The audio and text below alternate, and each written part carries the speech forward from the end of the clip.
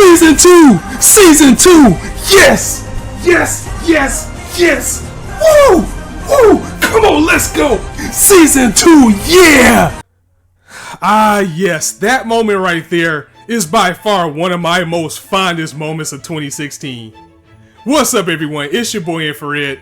Welcome to the Scott Report, and welcome to the 12 Days of Anime, a time where myself and many others among the anime community get together to show our favorite moments of 2016, and on the second day of anime, I bring to you Thunderbolt Fantasy. Not one moment in particular, but the entire series as a whole. Thunderbolt Fantasy is a cooperation between Japan and Taiwan, coming together to bring us the very best in glove puppetry, from Studio Peely over in Taiwan to one of the greatest in anime with Gen Urobuchi, the man responsible for Psycho Pass, Phase Zero, and Madoka Magica, and top it all off with that Hiroyuki Sawano greatness on the soundtrack, and you have one of the greatest and underrated series of 2016. And this technically isn't an anime, it is a puppet series, and this is something that I haven't seen since the days of Dark Crystal and Jim Henson, and that's before my time. So this style, this beauty of glove puppetry is exposed to an entirely new generation,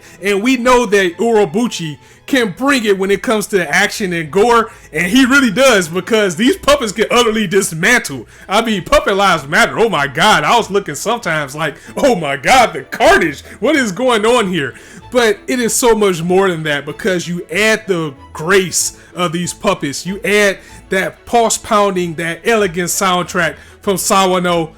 You put that all together and you have this masterpiece of a series that we have in Thunderbolt Fantasy, and the writing is so good with it. There's many episodes where it's just dialogue. You might just have the characters conversing and talking with each other about their next plan or making their next move, as these heroes, villains, allies, and what have you all get together to try to gather 3 pieces of a sacred sword to stop a demon from being born, because, you know, bad guy goals. But even times where it's just completely dialogue, you are still captivated by the mix of everything that this series has to offer. And that main theme, oh my god, that was definitely one of my favorite pieces of work as far as music for 2016. And we all know how it goes. We all chant it whenever it comes on. You get that trumpets, you hear that music come in, and the land is cloaked in deepest blue. Shadows of eagles across the moon. Endure the pain, it's easy now. In words can I say it? I mean, once I found out what they were really saying, oh my god, I was really singing it. Thunderbolt Fantasy. I cannot praise this series enough, and I am so glad that I found it.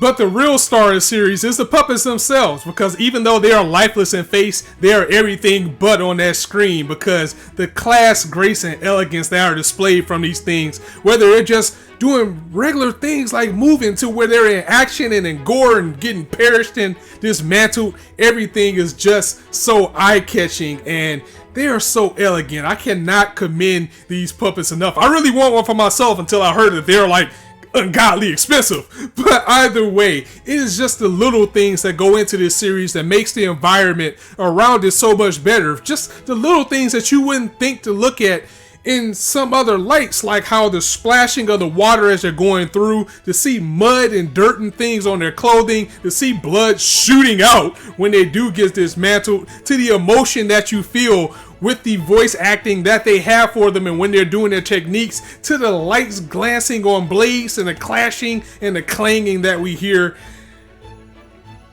Beautiful. Beautiful. I can say that like 20 more times about this series, because that is truly what it is. And to know that a series that was so under the radar received so much love, and that is getting a season 2, truly warmed my heart and showed the utmost excitement when I started that last episode, seeing that announcement, which I had at the top of the video, and it is well deserved for Thunderbolt Fantasy. Last but not least, Thunderbolt Fantasy was a big part of this channel's success, because my subscription count skyrocketed with my very first live reaction to episode 1. And what made it even better is that I reacted to this series on a whim. I was just sitting up and I was looking at the thumbnails, and I was like, you know what? What is this? What is this series? It has a whole bunch of puppets in it. And in America, again, unless you go back to the 80s, really the only thing that we had as far as puppets was like Team America, which was a joke. So I thought it was going to be the same type of thing until I watched it. I saw the first 2 minutes and I was automatically captivated at what I saw. I had to throw on the camera. I had to do a live reaction. If you go back and look at that video, I didn't even have everything set up. I was sitting on my bed and I turned on the camera, grabbed my mic and did the reaction right then and there because it really did blow my mind. And that live reaction still to this day is my most popular video on my channel, bringing in over 55,000 views. That is amazing. And I picked this series up on a whim. That's what makes it even better. It seems like it was just a perfect storm and it didn't take that long for me to get in and appreciate it. But I must send a very special thanks out, not only to all my subscribers here in the US, because my live reactions are the reason why a lot of people are here. Even though my true heart is to be a reviewer, a lot of people come for the live reactions, and Thunderbolt Fantasy is what kicked it off and made me, want to do even more live reactions because I was getting so much love and support from people from Taiwan and Japan saying, thank you, we love your reactions, we love that you love this series so much and the work that we've put into this, and I love all of you guys right back.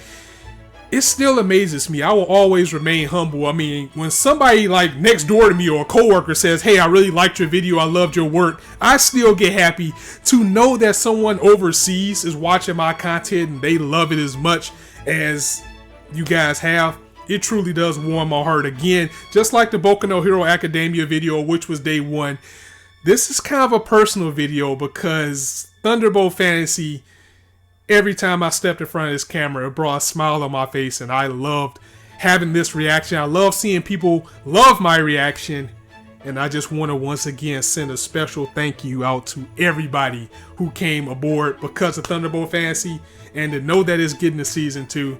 Well, my God, I cannot wait to see you guys again in season 2 for this phenomenal series. And that brings the second day of the 12 days of anime to a close. Guys, if you like this video, go ahead and drop a like. And if you want to hear more, if you just happen to be stopping by, go ahead and hit that subscribe button, as there is not a shortage of content for you to indulge on this channel. And as I always say, you guys can be anywhere on YouTube right now, but you chose to listen to me. And I really appreciate that, so thanks for stopping by. Please be sure to check out some of the other people that are participating in the 12 days of anime. Links are in the description below, how you can see the database of everybody that is involved. And if you want to join yourself, it has the directions for you to get in and join this fun as well. It is a blast. I am really enjoying it so far, and I cannot wait to see what everybody else has in store as well. So I'm going to go ahead and end it here, guys. It's your boy Infrar-Ed signing out. Merry Christmas and Happy Holidays. See you soon.